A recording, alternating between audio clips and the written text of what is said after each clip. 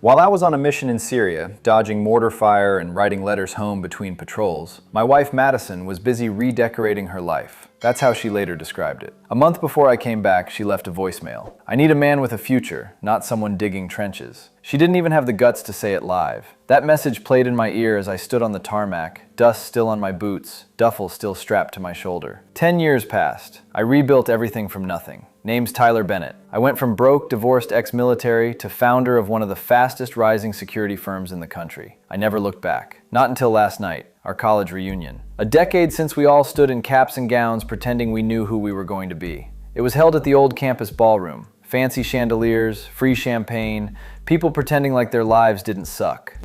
I walked in, suit tailored, watch gleaming. The kind of entrance you don't plan, but destiny does for you. Madison was already there. Same bleached smile, same manipulative eyes, but older, standing next to some mid-level banker who looked like he cried during job evaluations. She laughed a bit too loudly, like she was trying to be seen. She hadn't seen me yet, but the room had. It was like oxygen got sucked out. Conversations died mid-sentence. Forbes froze halfway to mouths. All eyes on me. The nobody from back then, the ghost who got dumped over a voicemail, now looked like the guy they read about in Forbes.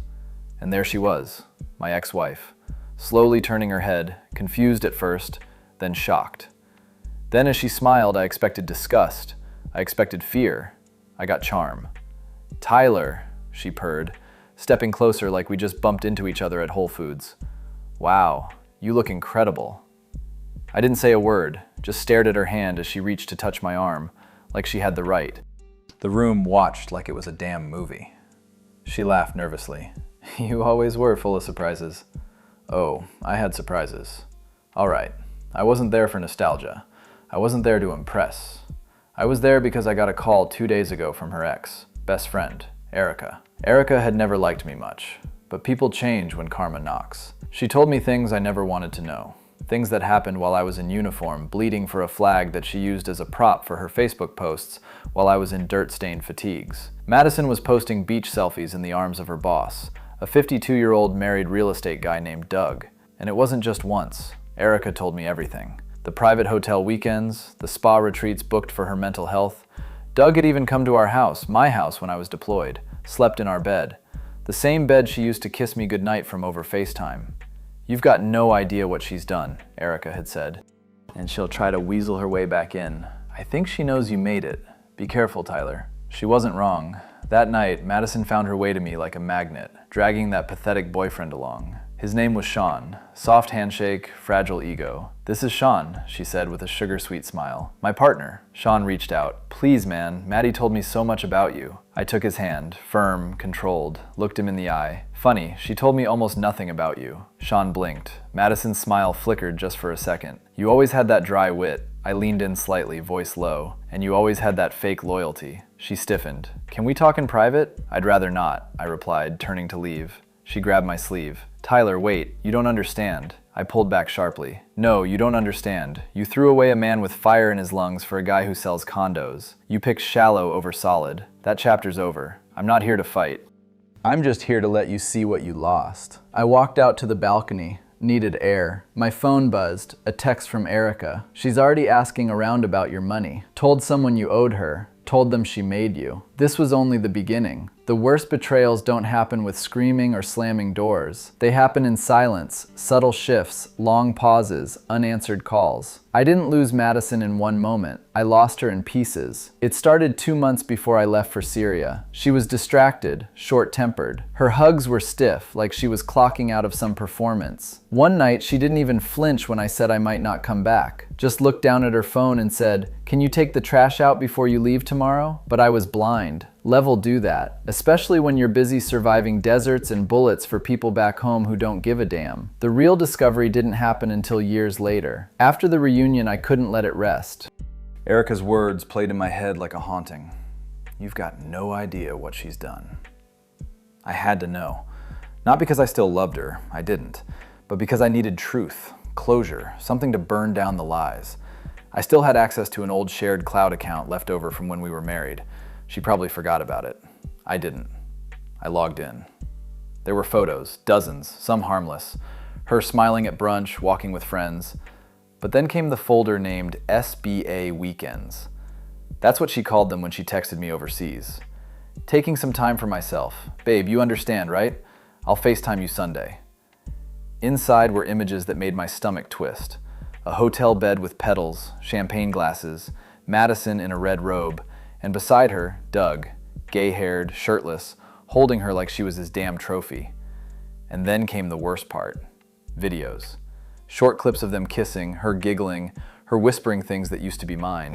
One video had her looking straight into the camera saying, "I love this, it feels real." I paused it there. Real? What did she think I was? A hologram. The timestamps showed it was during my last deployment. While I was writing her letters about how scared I was that I wouldn't make it home, she was whispering sweet lies into a real estate broker's ear. But it didn't stop there. Another file. This one was a Word document titled Divorce Draft. It was dated 2 weeks before I even left the country. Inside her plan, she'd been meeting with a lawyer. She wanted to take the house, the savings, my old truck. She even wrote this line: "I deserve compensation for years spent being a military wife. I supported him. Supported." She never even sent me a care package. That night, I sat in the dark with those files on my screen. The room was cold, quiet, just me, the hum of my laptop, and the weight of betrayal pressing on my chest like a damn cinder block. I didn't cry. I didn't scream.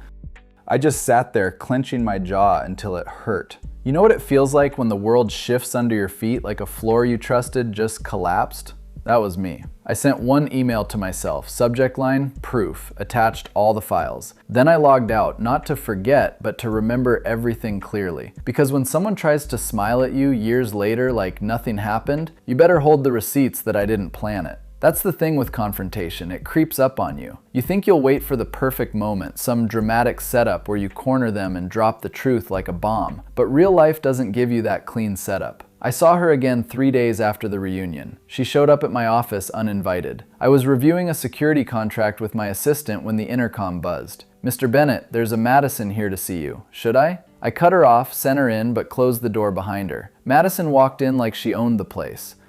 Like she hadn't been caught on camera years ago, wrapped in someone else's sheets, hair done, heels sharp, designer bag in hand, fake confidence in her step. "Nice place," she said, eyes sweeping the office like she was imagining herself back in it. I didn't offer her a seat. I stayed standing. She shifted. "Tyler, I just wanted to talk. I feel like our last conversation. Our last conversation." I cut in, calm but ice cold. "You mean the one where you pretended we were old friends and not spouses? Or are we talking about the one where you ghosted me from an ocean away while I was in uniform?" Her face twitched. "I didn't ghost you. That's not fair." "Oh no." I walked to my desk, clicked the key, and turned the monitor so she could see it. The folder was open. Spa weekends, divorce draft, all there. Her face drained color. "You still had access?" she whispered. "I still had a memory," I said flatly. "Something you clearly lack." She took a shaky breath. "It wasn't like that." "You don't understand what I was going through." "No," I snapped, stepping toward her. "You don't get to pull the what I was going through card. I was sleeping in a tent with rats, getting mortared while you were sipping champagne on silk sheets." Her jaw clenched. "You were gone, Tyler, all the time. I was alone. I was at war, Madison." Her voice went up. "And I was stuck being a trophy wife to a guy who could die any day. Do you know what kind of fear that brings?" I stared at her. "You weren't afraid. You were bored." Silence. She looked away. I stepped back, calmer now, cold as stone. "Tell me it was worth it. All of it. Doug, the lies, the voicemail." She blinked fast. "Doug was a mistake." "No," I said quiet. "I was your mistake. Because I believed you." She opened her mouth again and I held up a hand. "Spare me. I'm not here for apologies. I just wanted you to know." "I know. Every lie, every name, every file. I kept it all." Her confidence cracked. "What are you going to do?" she asked. "Nothing," I said. "You already did everything for me." I walked past her, opened the door. "You can go now. But before you do, here's something you should hear." She stopped at the doorway. I looked her dead in the eye. "You didn't leave me for someone better. You left me for someone easier. That's not an upgrade. That's cowardice." She didn't reply, just walked out. No click of heels this time, just silence. I closed the door and sat down, finally breathing. The confrontation didn't give me peace, but it gave me power. She didn't win. She never had me. She only borrowed a version of me I no longer am. After Madison walked out of my office, the silence she left behind didn't feel like peace. It felt like aftermath. You know that eerie stillness after a car crash when the glasses stop breaking, but your heart's still catching up? That's what betrayal feels like. I went home that night and sat on the floor of my apartment. Didn't turn on the lights.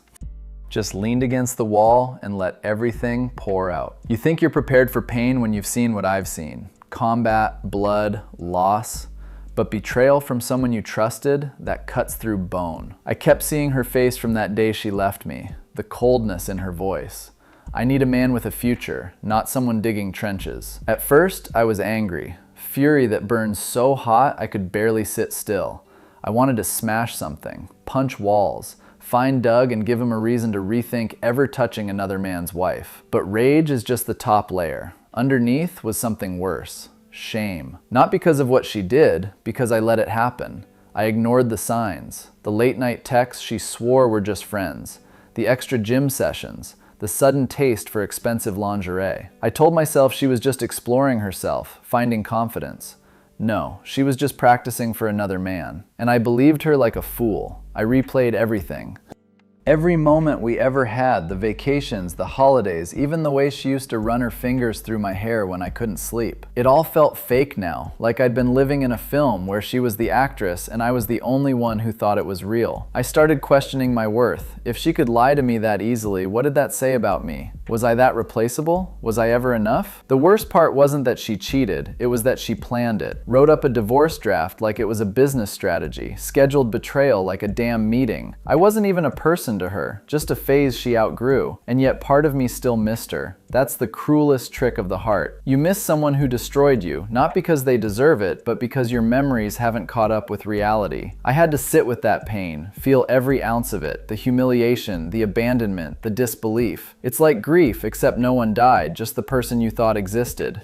For weeks, I couldn't focus. Everywhere I looked, I saw her. I'd open the fridge and remember how she liked her smoothies. I'd hear a song in the car and get sucker punched by a memory of her singing along out of tune, laughing. I hated it. I hated that someone so careless with my heart still lived in my head. But pain has a purpose if you let it. It either breaks you or rebuilds you. I chose the latter. I started training harder. Not just my body, my mind. Cut off every toxic tie. Deleted old photos, canceled our shared storage. Got a new phone. I even changed my lock screen from a mountain range she once said reminded her of me to a quote that reminded me of me. Forgive yourself for not knowing what you didn't know before you learned it. I wasn't the man I used to be, but maybe that wasn't a bad thing. Maybe that man had to be broken so someone stronger could emerge. That night I stood on my balcony, whiskey in hand, and made myself a promise. She took a match to my past, but I'd use the fire to forge my future.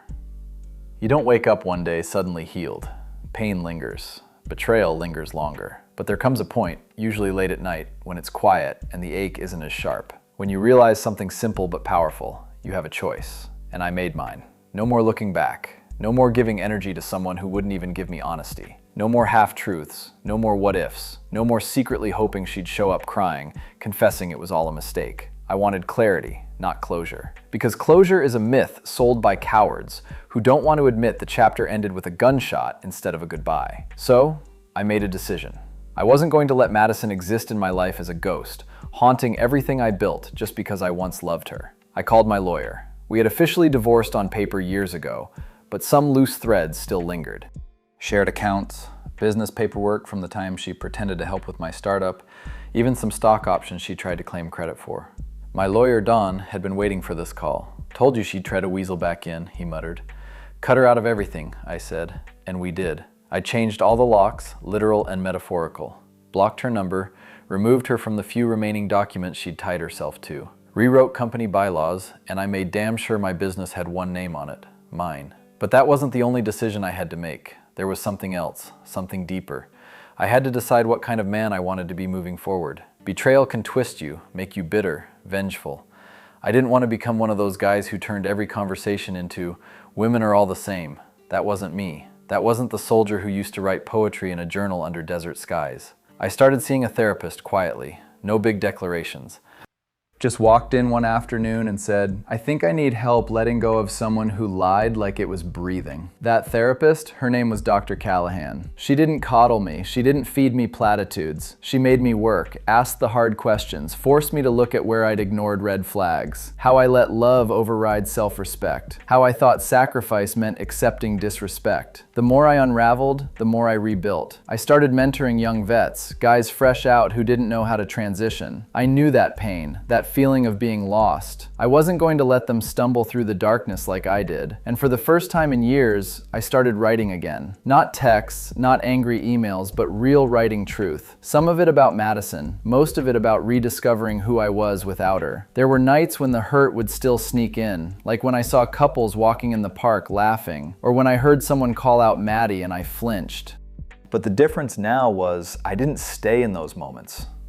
I acknowledged them, let them pass. Grief, after all, is love with nowhere to go. One morning, I woke up and realized something important. I hadn't thought about her in days. Not with anger, not with sadness, just not at all. That's when I knew my decision was the right one. Not just to erase her from my life, but to rewrite myself into it. Healing doesn't mean the past stays buried. Sometimes it claws its way back up just when you start to feel whole again. And that's exactly what happened a month after I thought I'd finally put Madison behind me. It started with a text. Unknown number. Can we talk? It's important. M. I stared at it for a while. No emotion, just instinct. Deleted it. An hour later, another one. Please don't ignore me. I made a mistake. I know that now. I didn't respond. She wasn't reaching out because she missed me. She missed the version of herself that had access to my life, my success, my loyalty, my warmth. But then came the email, a long dramatic monologue about how things fell apart with Doug, how he had been emotionally manipulative, how she'd lost herself, how she'd never stopped thinking about the man who loved her at her worst. I almost laughed. She was at her worst, and I did love her, but she wasn't thinking about me while she was crawling between satin sheets with a man old enough to be her father. The line that stuck out, though, was this: "I saw you at the reunion and realized you've become everything I hoped you would." She didn't realize it, but that sentence said everything. She didn't love me. She loved the idea of who I'd become. She didn't miss the man who wrote her letters from combat zones. She missed the man who could now afford to buy a penthouse suite and forget she ever existed. Still, curiosity got the better of me. Not because I wanted to reconnect, but because I wanted to see her face when she realized I wasn't the same fool she left behind. So I agreed to meet her. One time, public place. We chose a cafe downtown, neutral ground. She walked in wearing a fitted beige coat, designer bag slung over one shoulder, pretending like she wasn't nervous, but I saw it. The tightness in her smile, the fake gloss in her eyes. "Tyler," she said, sliding into the seat across from me. "You look, wow." I didn't compliment her back, just nodded. "You said it was important," she exhaled. "I know I don't deserve your time, but I just needed to tell you I was wrong about everything. About us, about you." I stayed silent. She went on. "Doug, he wasn't who I thought he was. He made promises big once. But he never delivered. Not the way you did. You always showed up. You always." "Don't romanticize me," I interrupted, calm but firm. "You didn't just leave me, Madison. You destroyed me. You erased me while I was risking my life overseas. You didn't just break a heart, you buried it." Her lips parted like she wanted to protest, but she didn't. I leaned forward. "Let me guess, the lifestyle didn't match the fantasy. The beach weekends got old when the thrill wore off. Doug stopped calling you beautiful once the affair became routine." Tears welled in her eyes. "I miss who I was when I was with you. That's the problem," I said. "You should have valued who I was, but you never did. You just liked the reflection of yourself when I held you up." Silence. She reached across the table. I pulled my hand back. "You don't get to miss me now," I said. She wiped her cheek and whispered, "Do you hate me?" I took a breath. "No, hating you would mean I still care." And with that, I stood up, left some cash on the table, and walked out. As I stepped into the cold evening air, I felt lighter. Not because I saw her cry, not because I got the last word, but because for the first time, I didn't need her to hurt for me to heal. She came back hoping I'd be the same man she left. She was right about one thing. I had become everything she hoped I'd be. But by the time she realized it, I was already too far ahead. After I walked out of that cafe, I didn't look back. Not at her, not at the past. Not at the version of me that used to ache for her attention. Madison became what she always should have been. a lesson, and now I was done learning from her. It's strange how clarity can hit after closure. You don't get it while you're breaking down in the shower or staring at old photos in the dark. It comes in the stillness that follows. That next morning, I opened the blinds in my apartment and felt the sun hit me like it hadn't in years. I didn't think of her. I thought about me. I grabbed my old notebook, the one I used to write in before deployment. It was dusty. The page is yellowed. I flipped to a fresh page and wrote 5 words in bold, sharp letters. She doesn't define you anymore. I started living by that. Every single day, my workouts got sharper, my business bigger. I hired more vets, men and women who needed structure, purpose, family. My company became more than just a job. It became a mission, a tribe. I wasn't just building wealth, I was building legacy. And something wild started happening. People respected me genuinely, not because of my money or my image, but because I had been through fire and didn't burn. I started getting calls to speak at events, to mentor, to share the story, not of the betrayal, but of the rebirth. And somewhere in all that momentum, I met someone new. Her name was Leah. No drama, no games, no pretending to be impressed by things I worked hard for, because she respected them. And more importantly, she respected me. I didn't tell her about Madison at first. I didn't want our foundation to be built on the ashes of a failed marriage. But over time, as things got real, I opened up, told her everything. The deployments, the lies, the voicemail, the betrayal, the pain. She didn't flinch. She just said, "Sounds like she tried to break a lion with words." That moment, that was the turning point. Because for the first time since it all went down, I didn't feel broken. I felt seen. And not by someone who needed me to be smaller so they could shine, but by someone who saw my scars as proof that I survived. One night, as Leah and I sat on the balcony of my place, sipping wine and watching the city lights, she asked me a question that froze me for a second. If you could go back and stop yourself from marrying her, would you? I thought about it. The late nights, the betrayal, the wait, and then I shook my head. No, I said, because that man she broke, he built the man you're sitting next to. She smiled, leaned her head on my shoulder. Then I should probably thank her. I chuckled. Nah, she doesn't get credit, just the memory. And just like that, it was real. The new chapter wasn't about revenge or ego or proving her wrong. It was about becoming the version of myself she never deserved, but someone else finally did. It's funny how the worst thing that ever happened to you can become the best thing that ever changed you if you let it. Looking back now, it's not the pain I remember most. It's the transformation. Madison didn't just break my heart. She broke the illusion I was living in.